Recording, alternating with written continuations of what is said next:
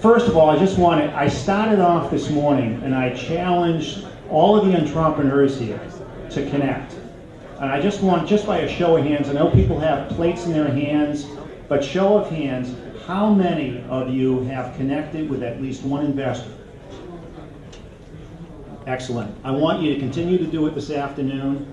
I gave everybody my email address. I want to see how you did, and I want to hear how many follow-ups you have as well. Okay? And the last thing I'm going to ask you, if there are any suggestions for improvement. This is our 14th annual summit.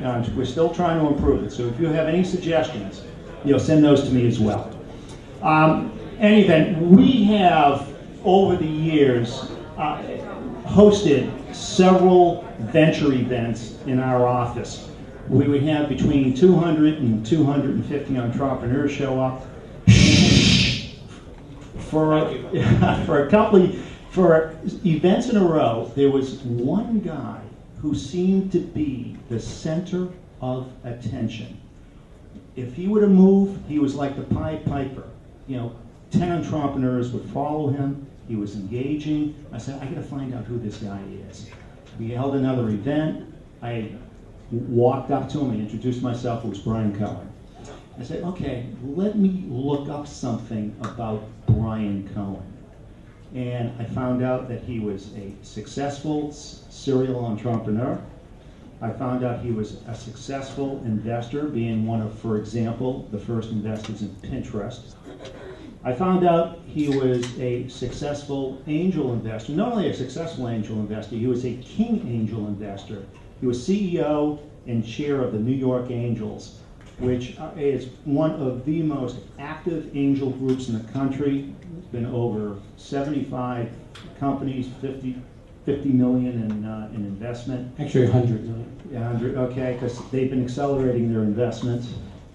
I found out that he was a mentor and a successful mentor. He was a successful teacher, teaching entrepreneurial classes at Columbia and BU, among others. And I found out he was a successful author, coming out with the book, What Every Angel Investor Wants You to Know. I'm telling each of you, you have to get this. This should be the Bible of early stage investment. It's fabulous. I don't want to age myself, but back in 1988, George Bush ran a campaign, and one of his things he would talk about is that every successful community needed 1,000 points of light. The New York venture community is extraordinarily strong because Brian Cohen is a bright, bright star. So I'd like to introduce a super entrepreneur, a super investor, a super angel, a super mentor, a super author, and now, and I'm very proud to say, a super friend, yes, Brian Cohen. And a super husband, 32 years. Really important, by the way. So, first of all, Brian, when I read the book, I actually thought it was, reading the title, What Every Angel Investor Wants You, the entrepreneur, to know. It was written for the entrepreneur. As I started to read it, I said, it's equally written, seems to be, for the investor. Is it written for one side or the other, or for both? No, it's really both. I like to say it's a contact sport. That's pretty much the context of making great angel investments. But it works the same way for the entrepreneur. It's a contact sport. It's about being inside the head of both. And once both people realize and are aligned beyond the nature of the transaction, but about the behaviors of what you're interested in, i.e. partnership, money, relationship building going forward, you gain insight by learning about what each other and what their needs are. So yeah, it's really for both, no question. When you say contact sport too, to me that says know thy investor, right? And investor, know thy entrepreneur. Oh, absolutely. So, it's so silly. There's so much to share with you. The inside baseball of this strange startup world and the financing of it. We're people, and I'm a professional angel investor. So I segment that. 95% of angel investors are amateurs. They're rich enough people so they can be defined by the SEC as accredited investors, but it's not an investment class that people in my world of angel investing really think about deeply. I think about it deeply, and I teach angel investors to think about it deeply as well. And I usually point out that angel investors don't make any money. Did you hear me? Did you hear me in the back? Angel investors don't make any money. Very few, if any, ever made money. I know there's one here, I was just talking to him. But it's not what you think. So learning from each other and gaining that relationship and building that contact relationship is everything. But most importantly, and I do want to make some points, you have to remember that you're in control, not the money. If you start thinking that the money is in control, you're out of control. If you've got your business and you know how to build it and you know how to raise money, you should be the one who's really driving the ability to raise that money. When I talk about contact sport, when I talk about the relationship, every angel investor that's a professional angel investor wants to be found. I want to know who you are.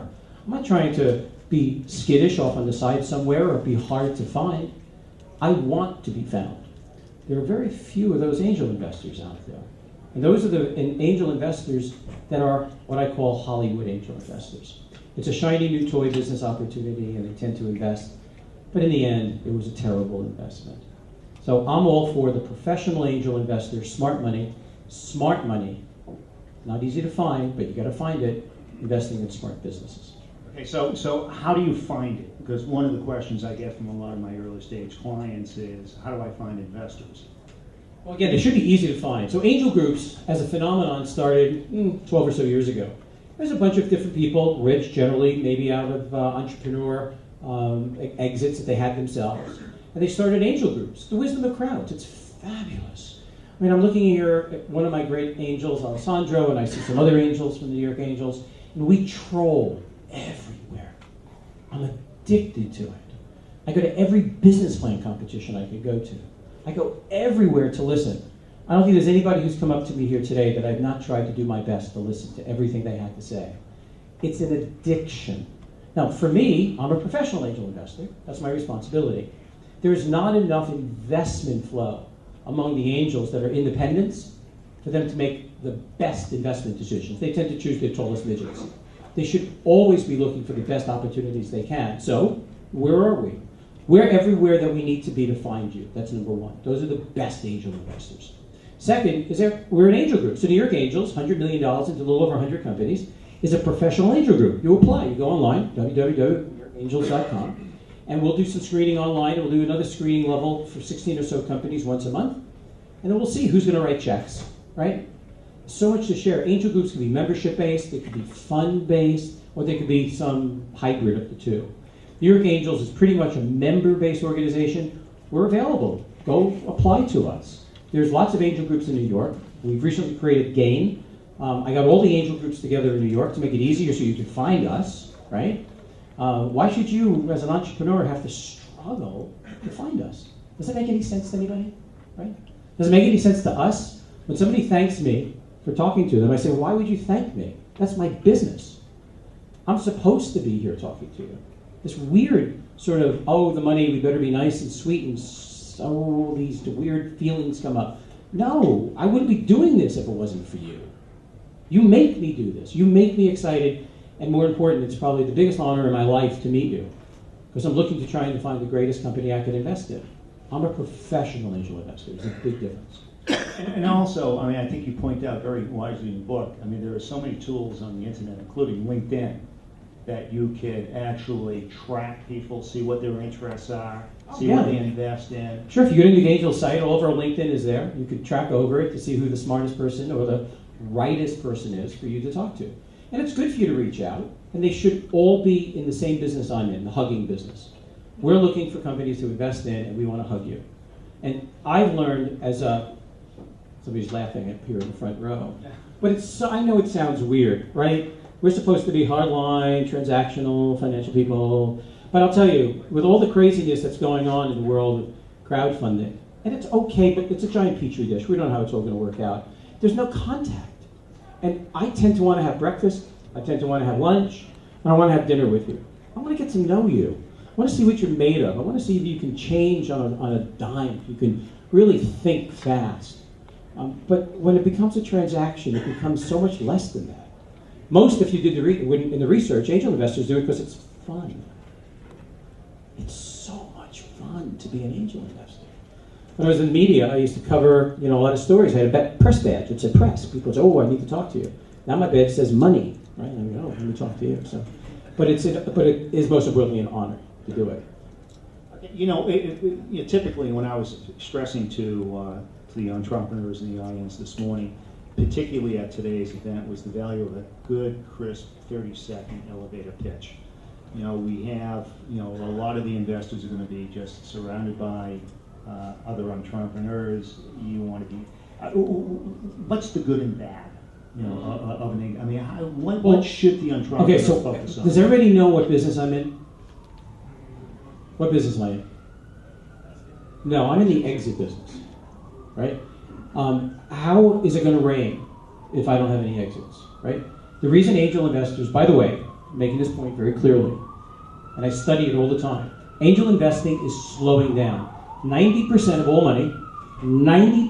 money for startup seed investing comes from rich people called angel investors. That's it. You can't get it from VCs. VCs are out of the risk business predominantly. I'm sure if you follow all the stats, and I'm a stataholic, there was only 6 seed investments from VCs in all of Silicon Valley in the last quarter last year. That's it, 6. Angel investors is responsible for 90% of all that money that goes into early stage seed investing. 90%. So, you've got to focus on where the money actually is. With the word exit comes big eyes. Because the only way I'm going to become rich is through an exit. And by the way, same thing for you. So we're really in the same business. I can have these debates, and I love them, about whether or not I can actually look at you as a startup and say, so where are you exiting? And people say to me, how could you ask that question? They've just started. And I say, it's a very easy question. What big company isn't solving a problem for their customers that you're trying to solve? And that big company may be the company that's going to acquire you, right? Pretty logical. That's the way I want to know first about where you're going. You see a problem to be solved, big company isn't solving it, what's the opportunity of an exit? The more you mention the word exit, it's like sex. Yes. Exit, ooh. We get really queasy. Exit, ooh, don't mention that word again, right? It makes us crazy because we're all about making money, and the only way we make money is through an exit, right? It's very simple. That's what I'm thinking, right? But how much of an exit do we need? Well, VCs need $1 billion market. That's pretty clear. There are micro VCs who certainly need less. But from our vantage point, we don't need $1 billion markets. We can do fine with a 2 or 3x. The fact is, most of angels don't make any money, as I said before. So we need, as a professional angel investor, a 30x return on every investment I make. 30x. I'm sorry. There's a lot of you that don't have 30x returns. I'm not your money. I'm not going to invest. As a professional, I know I'm going to have enough mistakes that I've got to make up for those mistakes with a big return. So if I'm an addict and I'm looking for all these companies, I need to know that you have a big return. Okay, but here's a little secret that relative to a pitch, and you can read my book and it talks about what you should have in a pitch. It's remarkable. If I could just break in, that chapter 5 in your book, which is about pitches, is must read. It is the best, the best content I have ever read about how to put together a pitch. That's the PowerPoint, whatever. What to have in it, what not to have in it. Very kind. I'm telling you, required reading for all. But here's the key point. Here's the insider baseball, right? I think it's an emotional thing. I think that before I invest in you, I've got to feel something, right? I think if I'm going to write a check, I want to feel something. So why don't you make me feel something? Why don't you start your pitch? And I've always said this to everybody with what I believe, right? Here's what I believe. You hear the way I said that? Do I have your attention? Here's what I believe. I believe there needs to be this. I believe there needs to be that. I don't hear that enough from entrepreneurs. When you use the word belief, you're not just talking here, you're talking here. You're getting to my heart. You can tell me all about your business. And you know what? Very frankly, I'm less interested in your business. I'm more interested in what you believe. What you believe in and what you see and what you feel and what you think the world is going to be as a result and how it's going to be changed as a result of what you're doing. You know the difference between a mission and a vision? You can tell somebody they have a mission. And the mission is that which accomplishes the vision. And the vision is what I want to hear. Because you're really building a company around a big idea and a big vision. That belief gets an angel investor much closer to you faster than you can if you just give them a quick pitch. So you should always start a presentation. It's so much more fun when telling somebody what you're doing by telling them what you believe first. And that'll get their attention much faster. I guess the other critical part is you're not selling the product, you're selling your business and your ability to execute. And over again, and my dear friend Howard Morgan, First Round Capital, my godfather of angel investing and VC investing, is amazed how many of you come to us and say, here's what I'm doing, but not about how you're going to build a great company. So somebody here said, let me tell you about my product. And I said, business? He goes, no, product. I said, not interested. I don't want to know about your product. I want to know about your business. What business are you in? I'm sorry, I tend to talk too much. No, but, keep on right, going. right. I mean, this is all Right. very So it's good more stuff. insider, what you believe, selling your business, where you're going, how you're going to execute. There's a great chart that I have in my presentations. And on one side it says, horrible idea will lead to a brilliant idea. And the other side says terrible execution, brilliant execution. I'll take an awful idea with brilliant execution any day and invest in it. Because it's all about execution, right? Tell me how you're going to execute successfully. Then you've got my interest. And in the end, that execution will end up in a... Exit. There you go. Ooh. Say it again. Exit. Right. So how do the entrepreneurs show or get you to believe that they can execute? Because that's it. You start with an idea, and to get from point A to an effective idea is you have to execute along the line. Yeah, no, it's really hard. Certainly, I think in every case, I spoke to somebody here this morning, to about 20 companies. I asked every one of you, who are you? Who are you? What have you done before? Where have you been? What have you studied? Where have you gone to school? What matters to you? What do you believe in, right? That's going to give me a better, at least, initial indication. The most I could get from a first meeting with you is, I'm interested in a second meeting. Send me an investor deck. I'm really curious, fascinating. There's some there. Now, it's so early stage. As a news guy for many years, I used to ask, how do you know what news is? And, Walter Cronkite used to say what news was to us many years ago, if anybody ever heard of it in this room, right? But very frankly, as a news guy, we used to develop a nose for news. And I think having done angel investing for as many years as I've done it, I have a spidey sense. Nice thing about having my spidey sense is I was one of the original investors in Comixology, which just sold to Amazon. Yes! Exit. Sorry. Got out of control there. About a month ago. So I made a lot of money in that investment. But it's comic books, so that fit me. So I kind of get a spidey tingle. You are a spidey kind of person. And I can tell that person, whoever I'm talking with, is special. And then I want to find out just how special they are. So that's a lot of it. But that happens only because it's a contact sport. And I make the time to see if I can find out what's special about that person. That works for me. And it's Batteries Day. So that works for me. Not every angel investor is the same, but it really is fun. And it's much more enduring. Because I think in just about every case, and Ben Silverman, the founder of Pinterest, which just yesterday, by the way, I have to say, at the Cannes Lion Festival, said that they're going up against Google, which got me really excited. They called Google the Dewey Decimal System of search. And I love that. And that Pinterest is really, the visual search engine of discovery of the future. Ooh, I love that. So, please, more questions. Brian, you have, there's one chapter in your book that says going belly to belly with the customer. What do you mean by that? And how does it apply to these guys? So, there's these great statements. New York City is filled with entrepreneurs living on opium, right? You've heard that before? I can't imagine starting a company and not having having very little contact with a customer, or 2, or 3, or 4, or 10. But over and over again, I'd say, so how many customers have you spoken to? Well, we're getting out there. We're starting to make some contacts. I said, no. You've got to know what the customer's thinking every minute of every day. What are they thinking about? What do they eat in the morning? I want to know that you are responding. It sounds so basic, right? So simple, but it's not happening. Right now, with the slowdown in angel investing that I'm seeing, all of you entrepreneurs, you have to up your game. Talk about how much you know the customer. Talk about how much time you've spent with them, what you've learned about their insight, so much so that you could finish their sentences or know what they need before they even know it themselves. That's so amazing when I find companies I talk to and I ask, so tell me about your customers. And they haven't spoken to them. They're just in some little skunk work somewhere building a product for what they think is this imaginary customer with some need.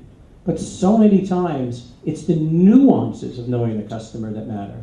So spending time with the customer, going belly to belly with them is everything. I was a marketing person. So knowing what business you're in, knowing what the customer's thinking, and all the things associated with solving their problem is critical. Okay, and let me get to like valuation, and is all money the same? No, I mean, we had a great story. Smart money is what you want. And yeah, I know I get criticized a lot because you can't always find it. But it's what you really, really want. We had a young lady come to us from a company called Public Stuff. Lily came to New York Angels, and she handed out questionnaires to all 110 New York Angels and said, why should I take your money? I loved it. That was fabulous. She was in control, right? Just touching on that point, the more I see that you can actually, and most angels feel the same way, that you're raising money in an intelligent way. You've thought about it. You understand the process. There's nothing that isn't online that you can't read and find out information about anymore. So I get a kick out of when people ask me questions that are available online. I mean, I guess I can give them my answers and so on. But the nature of what is available to you and the smart money that's out there, you need to find it. Because that's the money that's going to sustain you, not just for that moment in time, but more than likely for your next raise.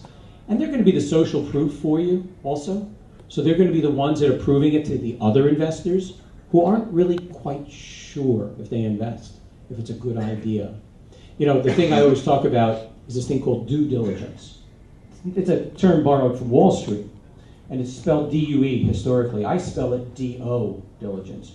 And angel investors just don't do enough of it. Reasons to do the investment. By the way, you're not deals. We do deals. I think it's rude to call you guys, deals. Oh, they're a deal. They're a deal.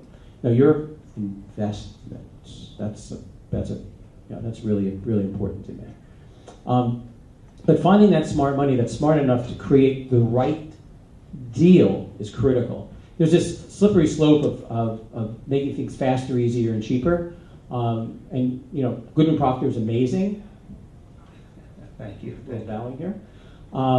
But convertible notes have gone out of control. Angel investors, another secret, want equity. They don't want debt. Now I'm not sure how much you understand the difference, and it's a big difference. But you'll get many more angel investors to invest in you if you say, we're going to do a normal preferred equity investment, not a convertible investment. And if you find smart angel investors, they'll know that too, and they won't do convertible notes. They're just too dangerous. And there's no downside to you if you don't do a convertible note. Most of the current preferred equity is pretty much standardized now, particularly at the New York Angels. So you can do that for just as good a price with great lawyers. And that's the other thing, always hire great lawyers. Silicon Valley, the first thing I look for is what lawyer do you have? Because then they know you're in control, right? You're finding the best lawyer to do the best investment deal they can possibly find. Yeah. Okay, Brian, my last question, and I'd like to open up for, we do have time for a couple questions from the audience. But, what are some of the things you look at? I mean, obviously there's a big difference between a fundable company and a lifestyle company. Huge. You speak in terms of scalability, things like that. What are the other prime characteristics that have to be there in the company for you to invest? Well, everybody talks about a team, right? What's your team? I talk about teammanship. So I tend to spend as much time talking to the company's top leaders as I can and get them in the same room together to see how they function together, to see what kind of teammanship they have. That's really important to me. Because if you show that kind of camaraderie, So I had my master's and I studied group cohesion. There are so many moments that you need to have the chutzpah to challenge each other. It's more of an Israeli thing. And the reason Startup Nation in Israel is doing so well is because of that teammanship. They've got, the weird situation where they're all in the army, and so they all hang together for like 2 years. And so they have this built-in relationship building moment. So I think that really helps because the teammanship stops each other from making mistakes and encourages the other to support opportunities that they each see. So I really look for that. I guess the other thing I look for is how funny they are. I really mean that in a sense. Funny, sarcasm, wit. Their ability just to view the world in a more open, optimistic, perhaps sort of changing way. They see that what they're doing, and 75% of the time the company we invest in is not doing pretty much what they said they were doing from the day that we invested in them. So that ability to sort of look at the world with open eyes, to challenge yourself, to be not so serious all the time, to be open to the possibilities, that to me is huge. Huge. The myopic approach that a lot of the companies I say, we're doing this, and that's what we're going to continue to do. We're right about it. Nobody is right about it. How many of these companies, Twitter was a 7-year overnight success. I mean, so many of these companies have pivoted, iterated. Iteration is a new innovation. So being open, being a little silly, being a little funny, being a little open, challenging each other, and not taking it so intensely seriously. By the way, I think passion sucks. I think passion has done more harm to the entrepreneur community than anything. I have more kids coming up to me saying, I used to be passionate about that. I don't know anymore. Just find a great business. Just find a great problem to be solved. It's not about passion. It's about making money and building a great company. The passion is this weird thing that people have thrown into this conversation. Oh, if you have passion, you will prevail. I think that gets in the way and it confuses a lot of people. I don't know if I'm passionate anymore about that. So get rid of passion. Focus on a real good, smart business and just solve the problem for your customers. Okay, I know I'm getting cut by Joe. We do have time for 2 questions. It's a short period of time to talk about. I know Brian can go on forever.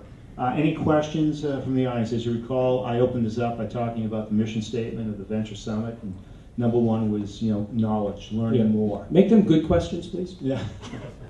Because you're in control, right? Yeah. How do you feel about older entrepreneurs? Aha! Is that like a setup? Yeah. So I'm really blessed. I have 3 delicious children, morsels of love I call them, and my wife.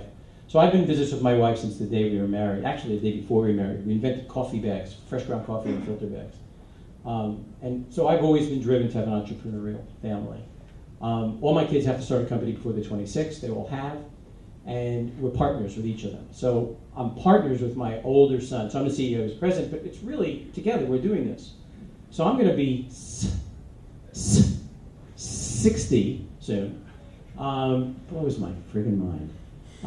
And I'll tell you, the only reason I'm doing this is because I've got a 24-year-old son doing this with me. I think seeing the world through his eyes is so critical, so opportunistic to me. I hope, if he keeps me, right? I hope I'm the wisdom. He's in control. I want him to be in control. But it is harder to be an older entrepreneur because the average exit is 7 to 10 years, depending. And my grandkids are going to be on my knee by then. So it depends how older, what older means. So in my case, I'm still crazy about being an entrepreneur because it's been in my blood for 40 years. But it's definitely harder. Most people don't invest in older entrepreneurs because they just don't think you get it. Sad, but somewhat true. Next question. Yes. Where can we meet for lunch or hug? We could set that up. We'll see if we can get to lunch. First, gotta do breakfast. I love breakfast. Hi. Almost all VCs talk about the importance of teams, but there seem to be very few resources in terms of people know where to get money, but how do you build a team?